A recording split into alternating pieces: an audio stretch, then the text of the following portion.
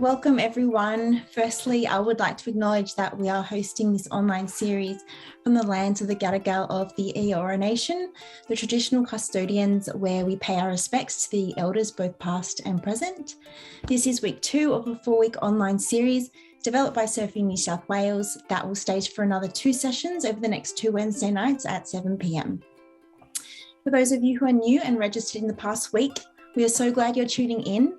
As an overview, this series sits under Surfing New South Wales women's platform, Her Wave, and is designed to really inspire, educate and empower you to step into or upskill in leadership roles in surfing.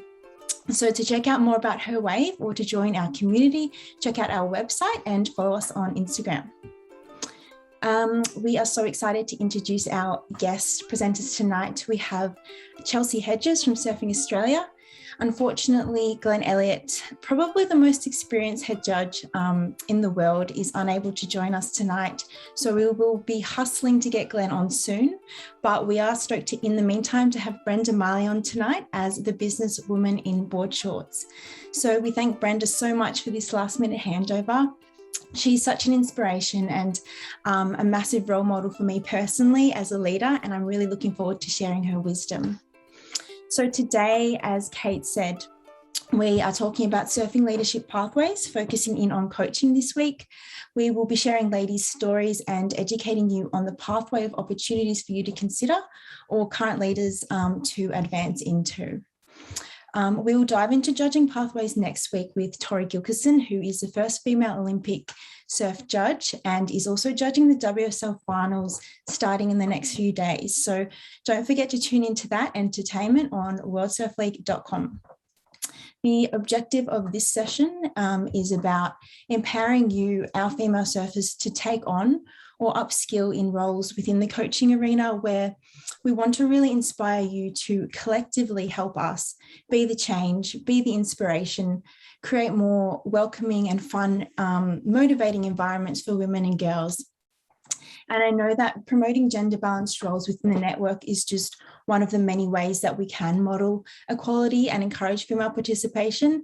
But our coaching and judging pathways are a great springboard to showcase and really develop role models who are on the ground every day in our communities, driving the Her Wave mission as well.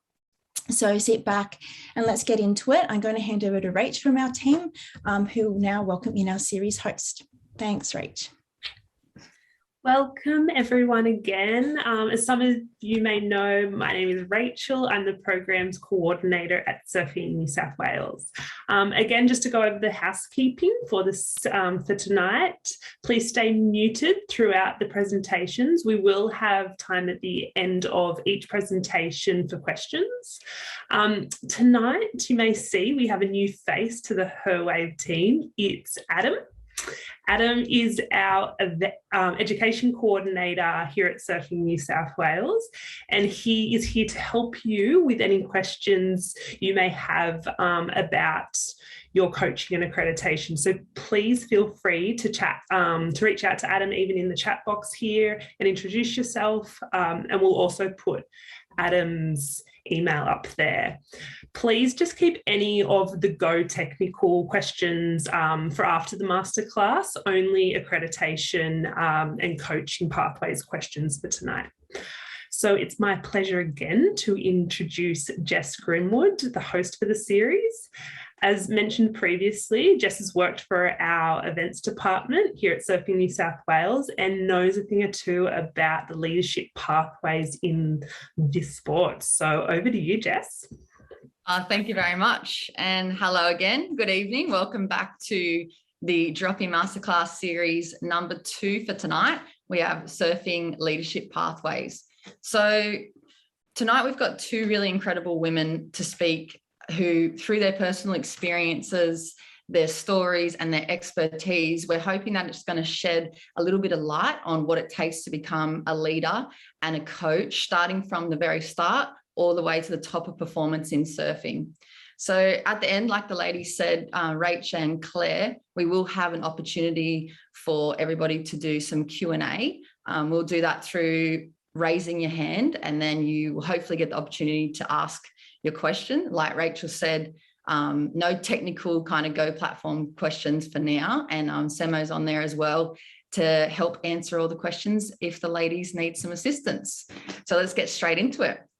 Our very first guest speaker for tonight is someone that we can look to and to draw inspiration from her longevity of her career and paving the way for surf coaching and leadership within our industry.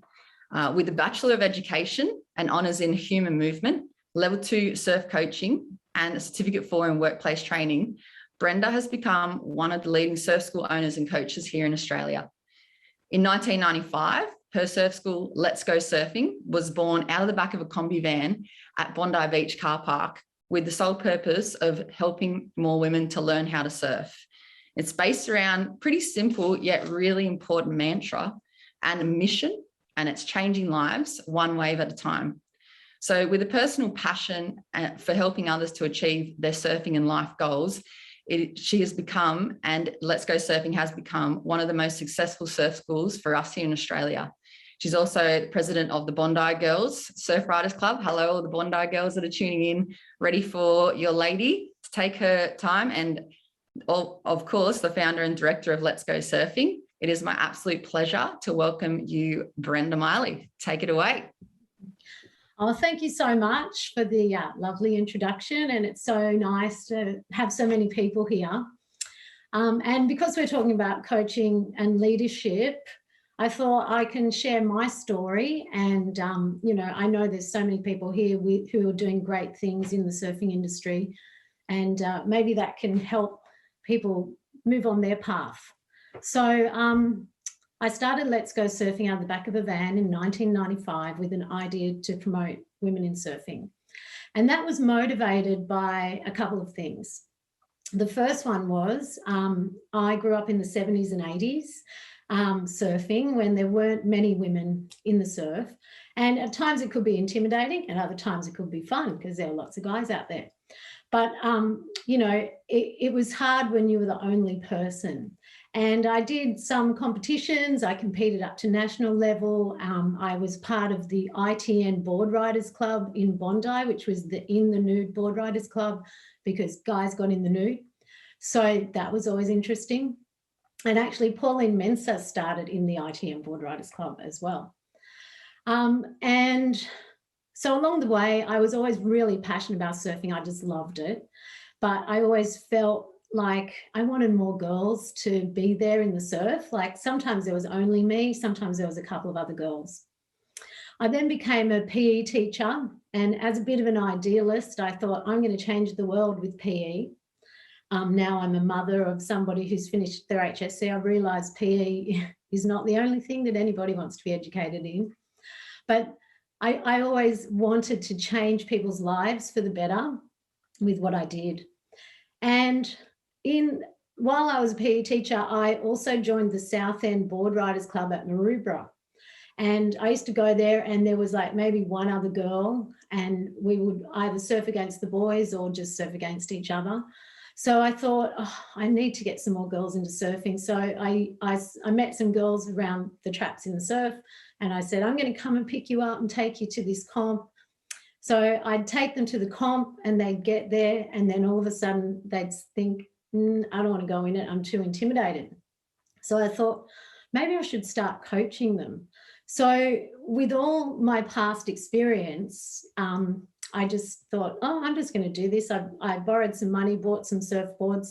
I went and did a coaching course with Surfing Australia at Mona Vale, where actually Lane Beachley was in that coaching course. And I didn't know much about Lane Beachley, and she was, I think, coming fourth on the world circuit, and she said, I'm going to be world champion one day. And she'd been running sand dunes that morning or something. So we did the coaching course together, and then she went on to become a 7-time world champion. But when I started out of the back of the van, it was a fledgling industry. Like there were a few people, you know, doing a little bit of coaching here and there. It's not anything like it is today. And I sort of thought, oh, wow, all these guys, they must be so good. They're running these great surf schools, and I'm new to this, and maybe I'm not that good. So my way of getting better was to make sure I got really educated. So I did a level 1 coaching course. I did a level 2. I, did my first aid and my advanced resus and my bronze and anything I could do, I did. And after a couple of years of just, doing it out of the back of a van, I thought maybe I could make a living out of this. So I threw in my job and got my boyfriend at the time, who's now my husband, and he was a muso, so he, didn't have a lot of idea about coaching people either, except he brought a bit of rock and roll into the surf school. And so we moved into a shop, and all of a sudden we had rent to pay, bills to pay, and, just started on this journey. So all along the way, I've always made sure that I've kept accredited, and I've taken opportunities wherever they've come along. So today, 25 years later, this little idea has turned into, my life's work, really. Like our motto was changing lives one wave at a time, because whoever comes to Let's Go Surfing to learn to surf, we want to help them on their journey, and, they either walk away better than they were when they came in, or they learn how to surf. But we also put together a team of instructors. So I've spent 25 years training instructors. I worked out I've probably employed thousands of people over 25 years and trained them. And we operate in 4 locations: Maroubra, Bondi, Byron, Ballina. I also got my stand-up paddleboard accreditation, because we teach a bit of that at Malabar and in Byron as well. And, as a coach, you are naturally a leader because you're leading people in the water. Along my journey, though, as well, when I first started, there were a few like-minded women, and we sort of got together a couple of years after I started in 1999 and said, hey, why don't we start an all-girls surfing club? So that's how Bondi Girls Surf Riders started.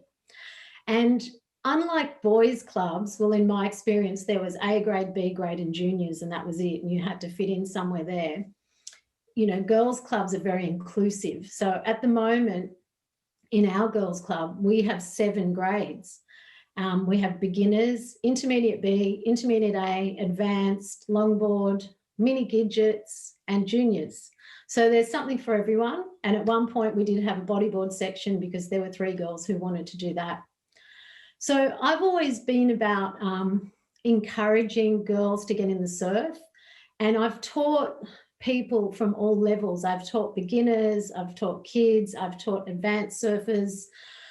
In fact, one of the first people who came to my surf school was Jessie Miley Dyer, who's my niece, and she started when she was 6, and she used to drive me nuts because I used to say, don't go out the back, Jess, and the first thing she'd do is paddle out the back, and I'd have to go and get her.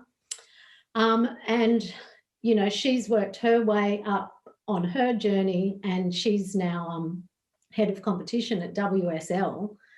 And, she's followed the similar ideas of me to make sure you're educated and that you are always trying to improve your skills. And the reason she got to where she is, besides being a world champion a couple of times and being a WSL surfer, she's also got a master's in business so that she could always be ahead of the pack.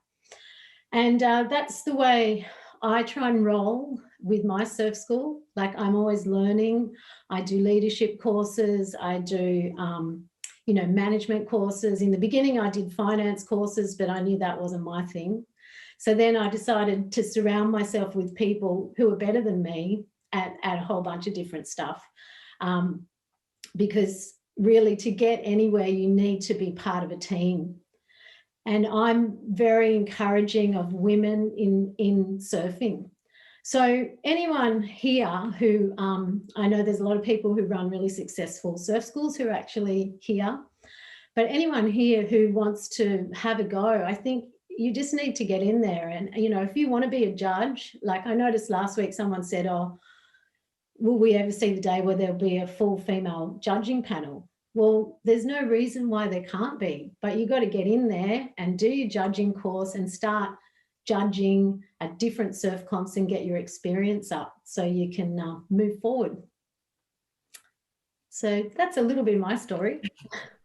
Brenda, it's so great to hear, how you've gone from literally grassroots out the back of a van, and it's so surf, isn't it? It's so what we're used to in the surfing culture of really, really starting from the start and having that one guiding light, that passion for surfing being your kind of motivating factor and your moral compass, if you will, to get you to this point, like you said, where it's your whole life's work, and you've made it like just an all-encompassing full-time role, rather than just, we spoke about it yesterday on the phone, but having that on the side coaching or on the side surf school work, it actually now is this legitimate pathway, like you've shown us, and like we have our other guests along this series showing us. So I just want to touch on some things. If anyone has any questions for Brenda about the pathways, please feel free to raise your hand. Rachel's going to keep an eye on who's maybe got a question, and we can go to you, and you can unmute yourself and have a chat with Brenda while you have the opportunity. But I'll start off with this, Brenda.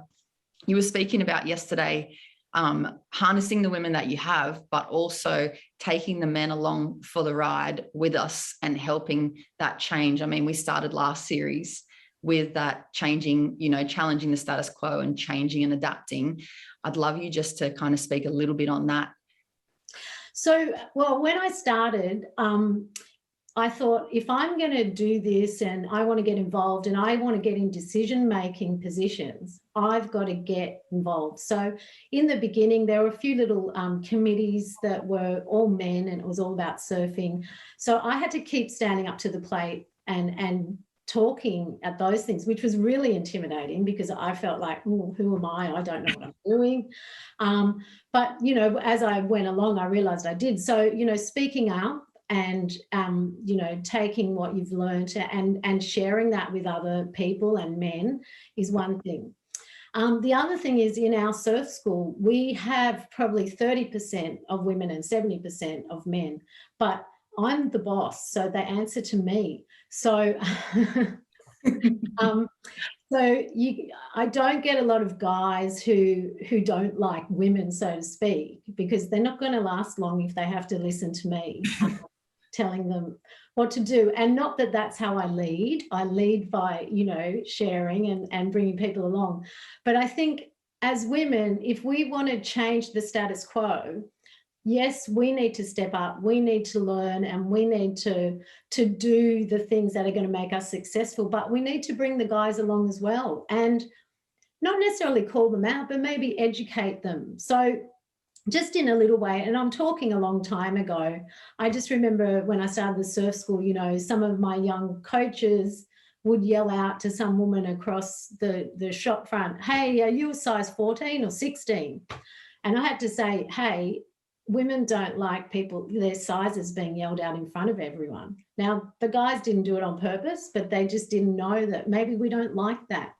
So you've got to be able to, share your knowledge and work with guys and with women. And, we need to collaborate more as well as women, and we need to work together to bring everyone up to the plate. And from that question last week, will we ever see an all-female judging panel? Well, when we sort of get rid of gender bias, there's no reason why we shouldn't. Yeah, absolutely. I agree so much. I think I've seen that happen already across other industries, like even in the emergency services, they've got all female crews, and it's just one of those things that's going to, I think pass us pretty quickly in this trajectory that surfing's going on at the moment and in the industry. And just take a moment to ask Rachel if she's found any hands up or questions, because I've got a list of questions lined up for Brenda at the moment. So I'm happy to, here we go. From Lucinda Guarino. Sorry if that's not the pronunciation of your name, but here we go. Question for you, Brenda. How we speak around our boys. We can change and lead the way through our kids, which is huge. So more of a statement, but maybe we can talk to that statement, because obviously there's a lot of mothers in the room and a lot of people with really, really young, great families that are starting to get into surfing as well. So maybe speaking to that. Yeah, well, look, it's just about, being firm but fair, and not letting, side remarks, get away with stuff. Because when I was growing up, I used to hate going to a surf shop because there'd be a bunch of guys sitting outside and I'd go, oh, I've got to go and get whacked. I really don't want to walk past these guys because I know they're going to say something. And I'd walk past and I'd go, don't say anything, don't say anything. Yep, you have to say it. And it was always something derogatory. And, you just have to smile and walk past. And I think that's where we just have to say, no, that sort of behaviour isn't cool. This is how we do it. It doesn't have to be confrontational. It's about just being human and not, and with young boys, it's just saying, look, this is how we behave. We don't behave this way, we behave that way. Yeah, absolutely agree. I don't have kids yet, but I can see already so much change coming through in the surf industry. We've gone for Surfing New South Wales, we go to the Woolies under-8s events where there's these 6 and 7-year-old young men and young women that are like honestly on their path to pro surfing already. They've got the Toledo claims down pat, they've got the Carissa claims, and the way they conduct themselves around surfing events and surfing comps is unbelievably professional, more professional than I've seen a lot of QS things, QS competitions. So I think we're on a really good trajectory for the future of surfing. Absolutely. I think, despite all the issues we have at the moment in the whole world with women's rights and everything, I think that we've come a long way. Like, we've still got a long way to go, but I think men are much nicer than they were when I grew up in the 70s and 80s. Yeah. Well, here we go. Straight into it. This is a really good point from Emily from Newcastle, so Steel City Malibu Club. Her first wetsuit was a boy's size 14 because they didn't stock women's wetsuits at the local surf shop. I know that's something that pretty much everybody on this call tonight can relate to, and I think that's just a great point. And here's the question from Antoinette Murphy, Bondi Girls Surf Riders. Thank you, Brenda. Have you seen female coaching evolve over the years, and where would you like to see it in the next 10 years? Look, I've absolutely seen female coaching evolving because more women and girls are getting involved in coaching. So, the fact that even a year ago or a couple of years ago, Surfing Australia at the top was run by women. And we've got Chelsea as the head of talent identification at HPC. It was a boys' club way back when. Now it's a lot more even, and women are getting roles based on merit. Mm-hmm. And I think that's where we're heading. And I think, anyone who wants to become a high performance coach should start right now. But you've got to start from maybe the bottom. You've got to learn how to be a coach first. But you've got to have that drive and you've got to have that want to go and do it. And I think as women, we often think, maybe I'm not good enough, which I've always thought my whole career. Maybe I'm not as good as someone else, but you've just got to, take the plunge and go for it, because every time someone becomes a high performance coach, then we're going to have more women at the top, and that's where it can go in 10 years.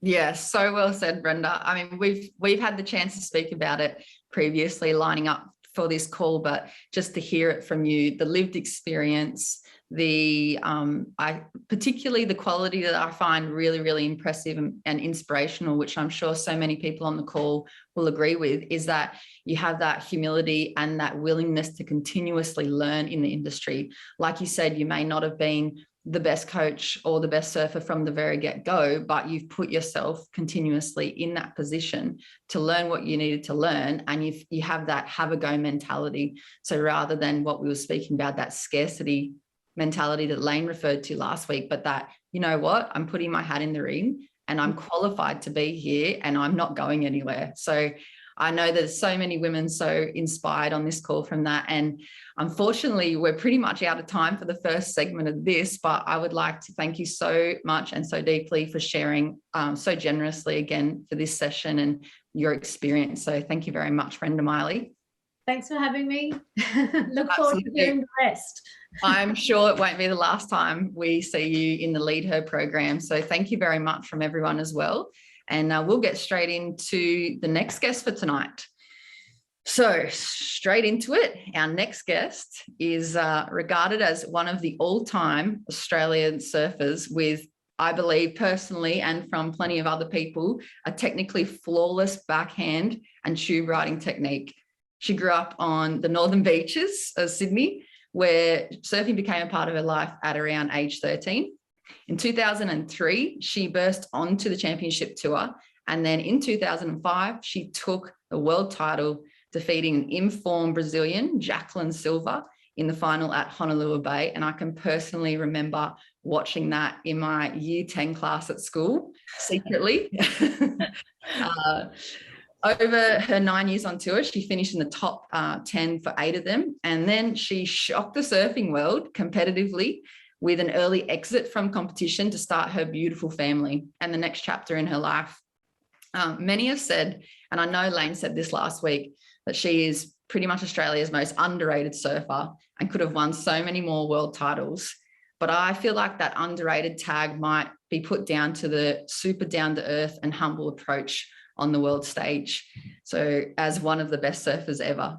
She began working with the elite surfers on the technical side of surfing for Surfing Australia, and she is currently, as Brenda said, Surfing Australia's Talent Pathways coach and one of the most respected world champs across the industry. So it's my absolute pleasure to welcome Chelsea Hedges to take you through the next part of the segment.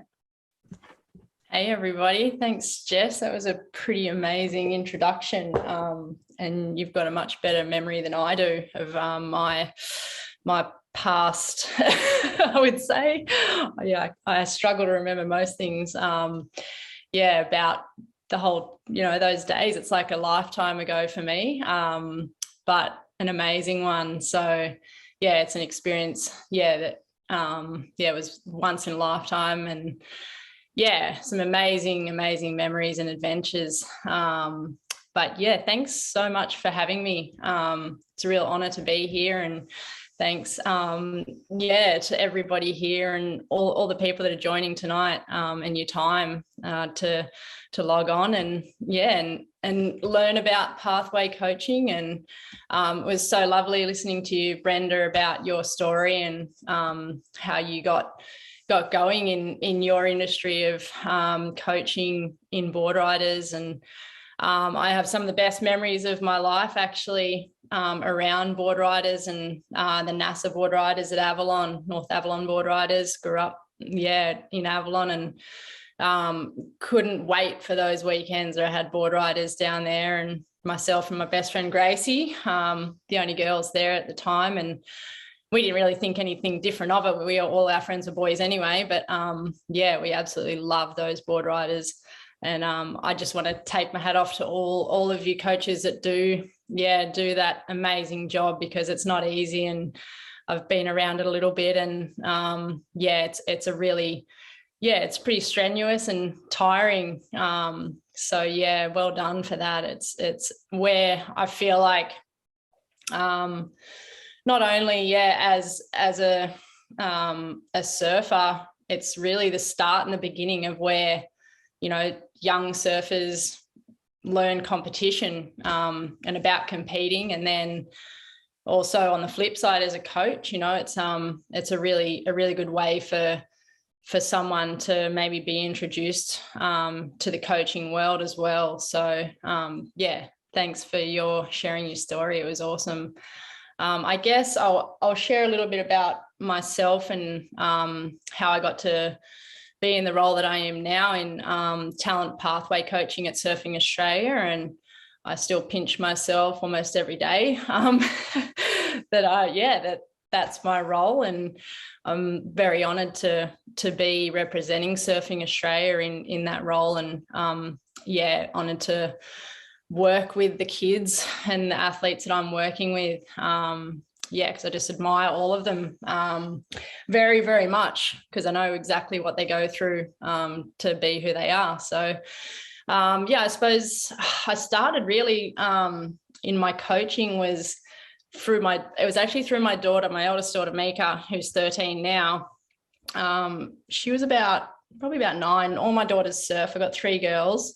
They all can surf. You know, they're not aspiring to be, you know, world champs or anything, but love it. And anyway, Mika, obviously, you know, was pushed into waves from a young age. And then, you know, as she grew up, she just kept enjoying surfing, and she was kind of one of the only girls her age surfing. And she said one day, she said, "Mum, can you teach my friends to surf so they can come and surf with me?" And I said, "Well, yeah, let's do it. We'll make it happen." And then a couple of her friends' mums actually, you know, called me and said, "Hey, would you want to coach our daughters?" And one thing led to another. And, you know, within a couple of weeks, I was doing coaching sessions down at Kingscliff here with about 13 girls and 1 or 2 boys, actually, the younger brothers that came along as well. They're all under about 14. And it just snowballed really. And it was just about, you know, getting the kids together and having a group of kids that, you know, weren't like super competitive, but just wanted to be confident enough to be able to get in the surf and paddle out by themselves, you know, and not have their mums helping them or their dads helping them, you know, and just learning to surf in the ocean by themselves and as you know, a group of friends. So that's how it started for me. And then, I did that for like quite a while. You know, obviously Mega's 13 now, and some of them have lost interest in surfing, as you do, as young girls do. But after that, then I actually worked at Bunnings for 5 years. And that was a really interesting journey in my life as well. And it's great to step away from surfing. And then, as I started, you know, coaching these girls, it really sparked like that passion, obviously, that I have as a surfer and never goes away, but then changed my mindset, obviously, to wanting to help kids, which I've always loved doing anyway, having three of my own girls. But then started getting a few phone calls from a couple of other older girls that, you know, were starting to compete and wanted to learn a bit more about technique, and started to do a bit of that. And then when COVID hit actually last year, I stopped working at Bunnings just because of background health issues and some lung stuff. And then towards the end of the year, about September, Kate Wilcombs, Wilcombs now, probably known as Kate Scarrett back in the day. But she gave me an opportunity she asked if I wanted to do a scholarship program through Surfing Australia, and I believe AIS funded it last year. And she said, "Oh, would you be interested in coming and doing this scholarship program?" And there was myself, Jenny Boggess, and Serena Brooke. And she said, "Oh, we've got a couple of days paid work for you, and we just want you to come down and, you know, sit in some in some coaching sessions with some of the best coaches down at Surfing Australia, and also basically I suppose it was really just to see if not only is that something that we looked at or wanted to do as a profession, but also to just open our minds and progress our own coaching skills, really build our skills and see where it led. And it led to where I am now. To be honest, it's, you know, and it's just those things that, you know, sometimes you'll question, and I think unless you sort of throw yourself out there, and it can be pretty daunting sometimes to do that.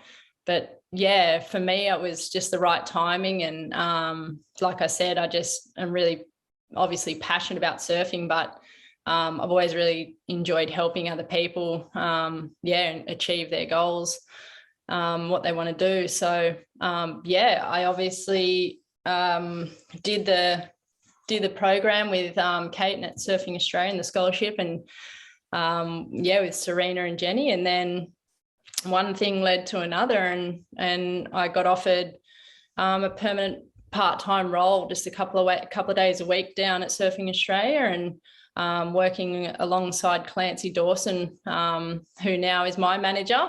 So he's the manager of, the pathways, and such a great guy to work with. And so, yeah, here I am. That's such an incredible story. And it seems so simple, but obviously you come from such a deep realm of expertise in surfing. So when we're talking about the pathway to get to that kind of level of coaching in the first place, is there anything particularly that you started with that you took into that career, like skills or qualifications wise, to make you, I guess, like what Brenda was speaking about, educated in what you're going into? Was there something particularly for you going in, or was it just the world champ trophy? Yeah, no, I wish it was just the world champ side of things that got me here. It'd be a lot easier. But in saying that too, obviously knowing how to surf and competing has helped in that area a lot. But on the flip side too, it's very easy for one thing to be able to surf, but to be able to communicate on how somebody else can do that is very different. So when did my level 1 coaching accreditation, did my Oscar, did my first aid, and I did that when I was coaching the girls, actually, when they were younger, because I was obviously responsible for 13 girls and boys on the beach. And that's a big part of it, is being responsible and making sure you're accredited. And did first aid and went through all that. And then obviously like working with that, like being coached myself by some of the best coaches in the world. And I know Sandra English, you're in there somewhere. So yeah, hey Sandy. Sandy knows where I've come from, and working with Martin Dunn. And also I think one of the biggest things I think you can do to learn how to be a coach is go and just sit with another coach in a session and learn from other coaches, and listening and watching and actually doing it hands-on yourself, because that's the best way, I believe, to learn. And I've had the privilege to be able to sit next to Bede Durbidge over the last couple of months and work with him, and athletes down from like Owen Wright to the younger crew that I work with now. So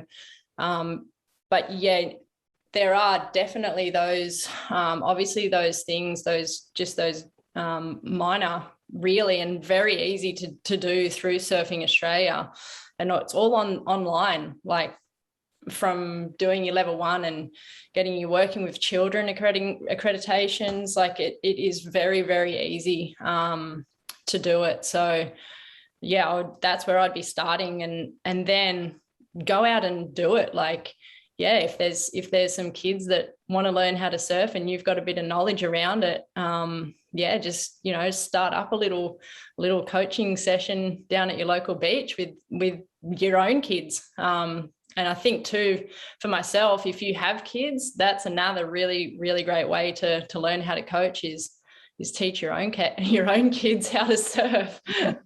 I heard a lot with different coaches saying that they have to send their kids to other coaches because there is no chance that their daughters or sons will listen to their mum or dad, even if they're a world champ in the water.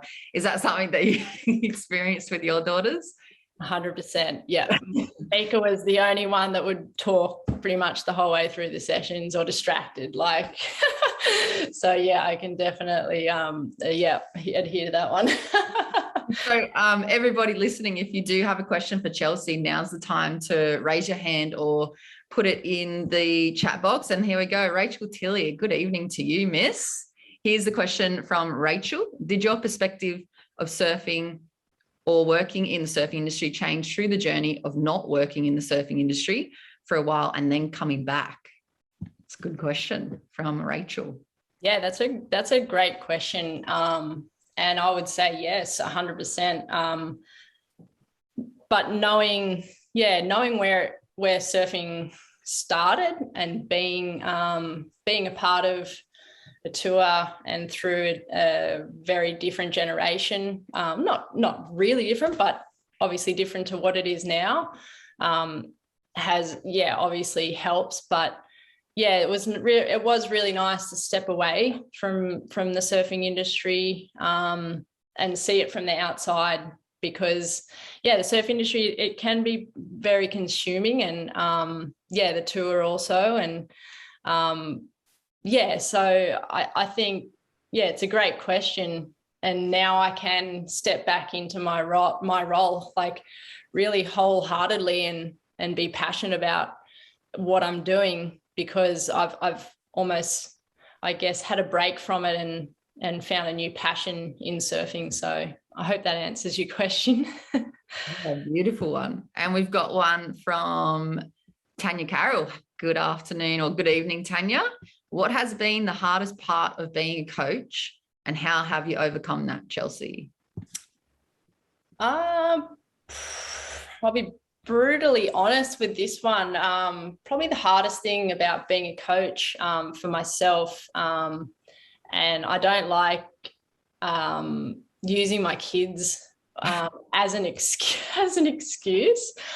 But one thing I did, I was actually right before Kate, Kate offered me the role down at Surfing Australia. I was literally about to start my own coaching business, just my own gig, and the one thing that, and this is being very honest, but there's ways around it too, which I was looking, very, very, I was very close to doing it, but just the time that you can coach and coaching young kids, because obviously they go to school from 9 till 3. And if you're working during the day too, the only times that you can really coach them is early in the morning or late in the afternoon. And if you have your own kids and a husband that works, then it can be difficult. But I learned pretty quickly that if people want their kids coached,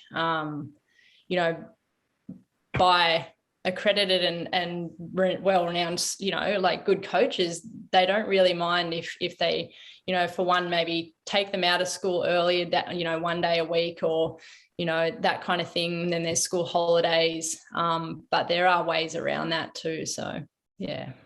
Well, but I'm sure that's going to be very helpful for plenty of parents on the call tonight. And I'm not sure, but did you have some presentation to share before we go into more questions? Because there's just so many that thought. Yeah, sure. Your presentation first. I'll share my screen and I'll just run. It's pretty straightforward. Where's it going? Sorry, it was there. I should have clicked on it. Apologies, everybody.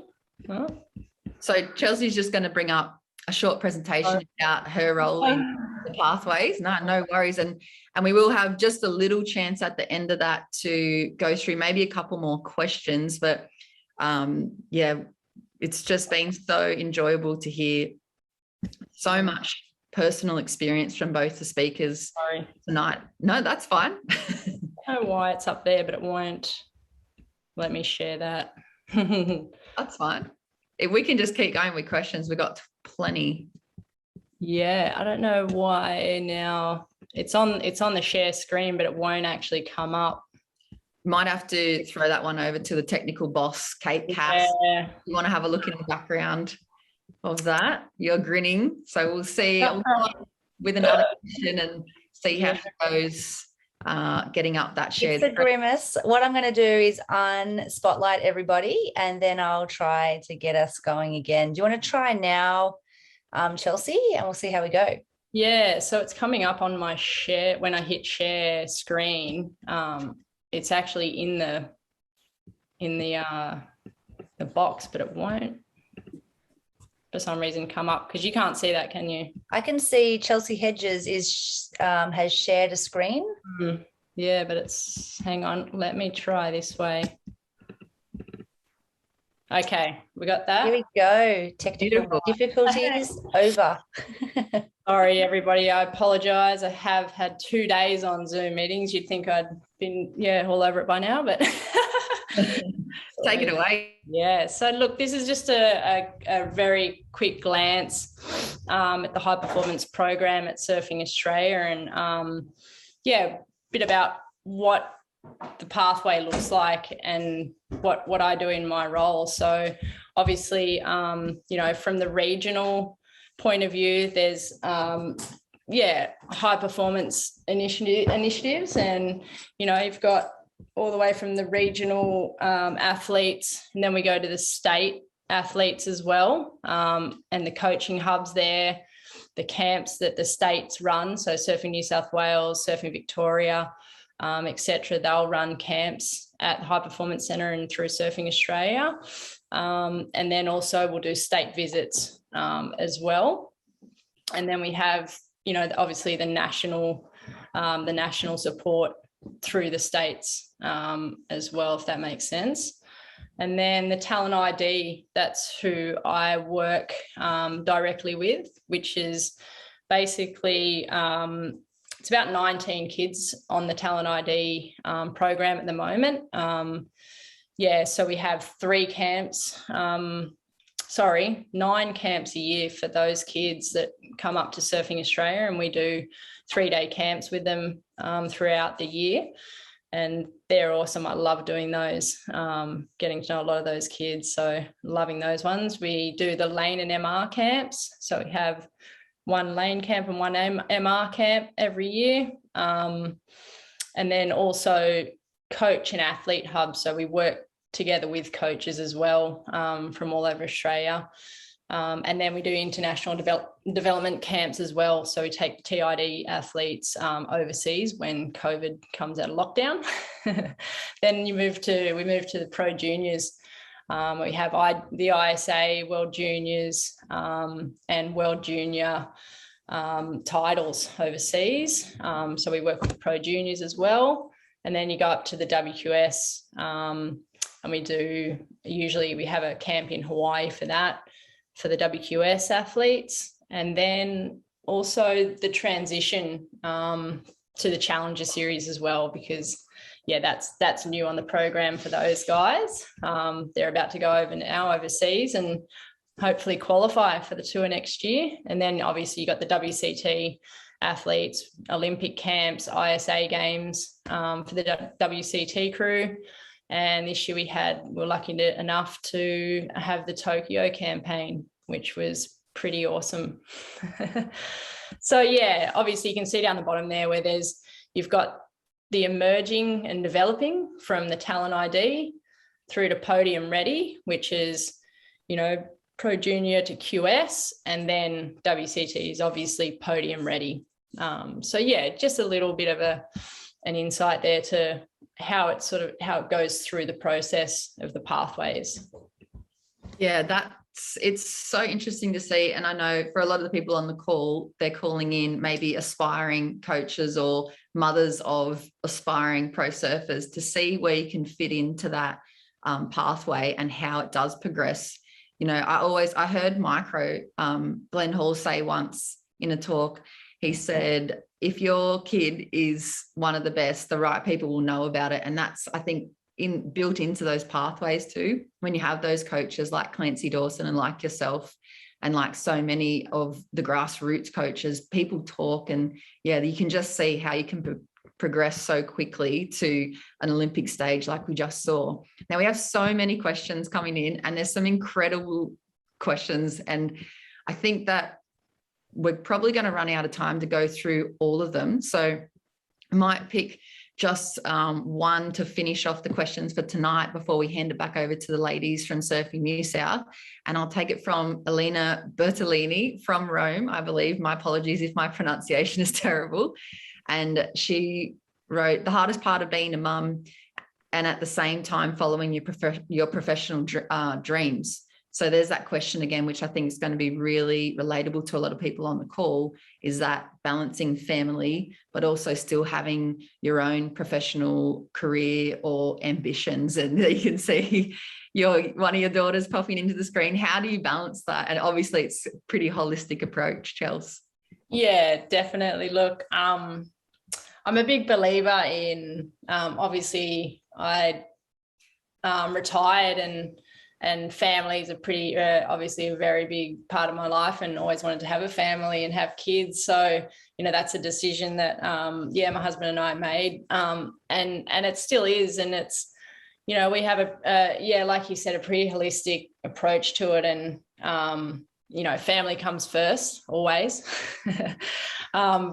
But in saying that too, I also feel like what we do as parents also inspires our kids too. And hopefully what I do and what my kids see me do is something that they might want to grow up to aspire to be, or what they, can help them, somehow choose their career in life and what they want to do. So I think always, just make sure you put your family first, but have a good support network around you. I know my mum, obviously she's amazing and was always there even when I was traveling. But, like people will usually want to help you if they can see you're doing something good for the community, or, even for yourself. Like you've got to yell out and ask for help sometimes too. And I know I've had some friends that have been a really big part of where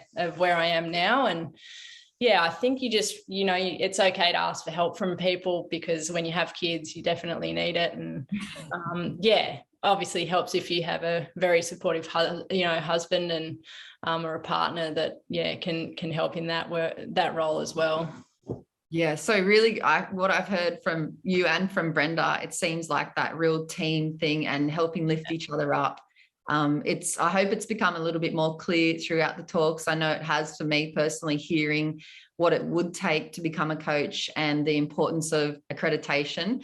I personally enjoyed so much hearing your story, as well as Brenda Miley's. And I'd like to take the opportunity before we pass it back on over to the Surfing New South Wales ladies to thank you so much again for sharing your time, which is normally, I guess, family time. Thank you to everybody for listening to the shared experience from both Chelsea Hedges and Brenda Miley. And yes, I'm sure there's so many questions, and hopefully we'll have another opportunity on the platform to keep going, because there's some real juicy gold questions in there. But thank you so much, Chelsea. And I will pass you back over to Rachel and Claire and Kate from Surfing New South Wales.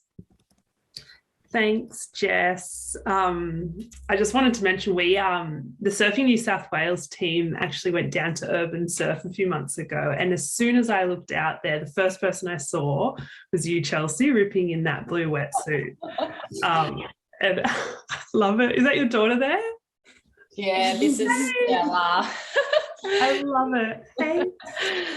It was an amazing it was amazing just to watch. But thank you, Chelsea, Brenda, and Jess. Like Chelsea said, coaching is really a great opportunity to get into the surfing industry, whether it's just getting in part-time and doing a few lessons, or going into a full-time career like the ladies who is on our panel tonight and the wave team. So I encourage you all to really just start. And on that note, we have a special offer for you all tonight. If you've ever wanted to get into surf coaching or judging, tonight is your night. So for everyone here, Surfing New South Wales and Surfing Australia is offering 20% off any coaching or judging course. So whether that's level 1 foundation or level 2 progression. You just get in touch with Adam.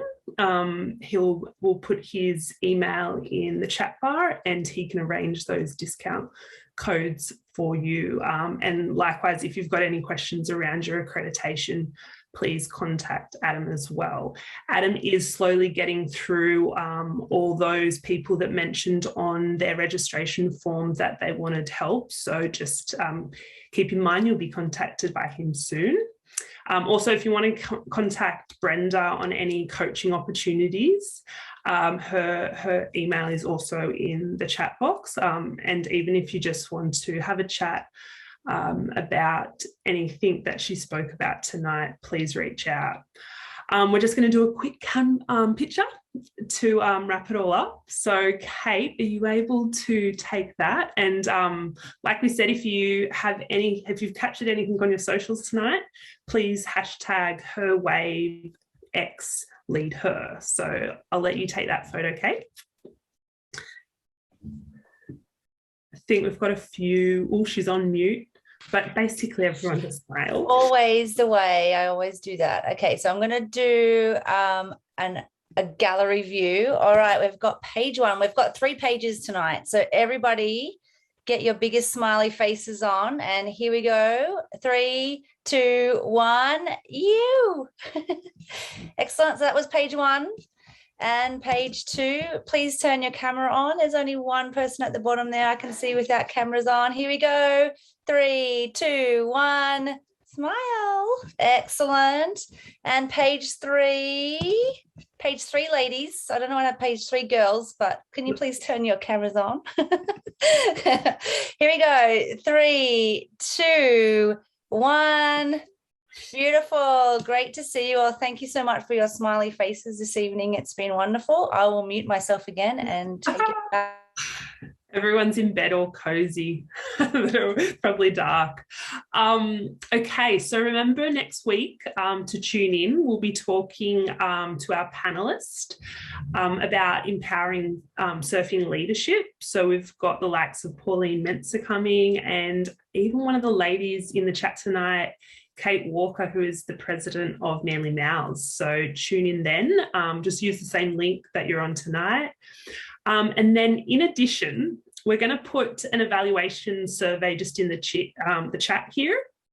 We really want to know what you guys think and want so we can make more programs such as these. And there's a juicy bit.